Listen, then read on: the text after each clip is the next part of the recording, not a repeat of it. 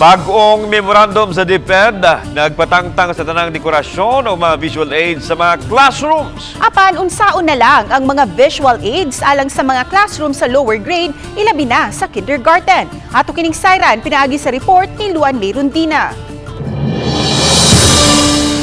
Usa ang Paho Elementary School sa mga tunghaan sa dakbayan sa Lapu-Lapu nga sa entrance pa lang aduna nay wow factor. Sa imong pagsulod sa school campus, daw anaa ka sa usa ka safari and adventure park tungod sa mga nature-themed classrooms. Gani ang maong tunghaan ang regional winner sa Brigada Eskwela sa miaging tuig tungod sa kalimpyo ug kanindot sa tibok school campus. Sa usa sa mga classroom sa grade 6, dili lang ang mga bongbong ang may mural painting, kundi lakip na ang mga kisame niini. Wala na itugan pa ni Teacher Cheryl Perez Olmido kung pila ang iyang nagasto niini, apan iyang gibutyag nga may hire pa siya og artist aron paghimo sa mural painting. Personal usab nga salapi ang gigamit ni Teacher Wenzel Gikilio sa mural painting sa iyang classroom. Apan sa bag-ong DepEd memorandum, gikinahanglang pearled ivory ang color sa pintal sa gawas ug sulod nga bongbong sa classroom, samtang bright white sa kisame niini. Murag sakit jud kay sa dughan sa ma'am kay dako-dako jud gasto man ba. Nangyan nga pailisa na gasto na pud.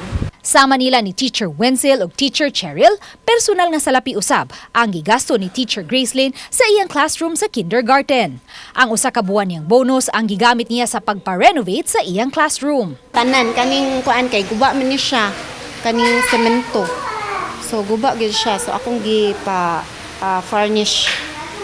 Then kaning mga floor mats ako na sa ni kuan ani. Itandi sa ubang mga classroom sa elementary, mas daghan ang visual aids nga gikinahanglan sa classroom sa kindergarten. Mahinungdanon ang paggamit og mga visual aids, labi na sa pagtudlo sa mga tinun-an nga anaa sa lower grade sama sa kindergarten. Apan sa bag-ong DepEd order, lakip sa mga ipatangtang kining mga alphabet nga anaa sulod sa classroom. Once manggod na sila makita sa classroom is dili sila ganahan sila mo eskwela. Then dili kayo sila mo absent. Mao na akong na-observe sa ako ang klase before. So makaingon pud sila nga, niingon sila sa ilang parent nga dili sila mo absent daw kay ilang classroom nice. Apan base sa DepEd memorandum nga no decor policy, gikinahanglang tangtangon ang tanang mga dekorasyon sa classroom. Gani gitigom sa principal sa Paho Elementary School ang tanan niyang magtutudlo aron hisgutan ang bag-ong memorandum sa DepEd. Sakit man alang kanila nga nakagasto og dako sa pagpanindot sa ilang mga classrooms, apan wa sila mahimo kundi ang pagtuman sa bag-ong DepEd memo. Nahinaya na mo repaint kay dako pud baya gasto sila ana.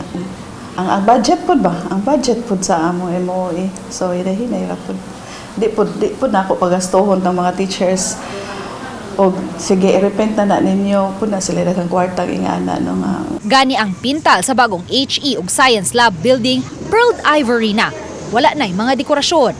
Nagsugod na usab sa pagpanangtang sa ubang mga dekorasyon sa classrooms ang mga magtutudlo.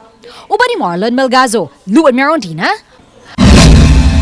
Balitang Bisdak.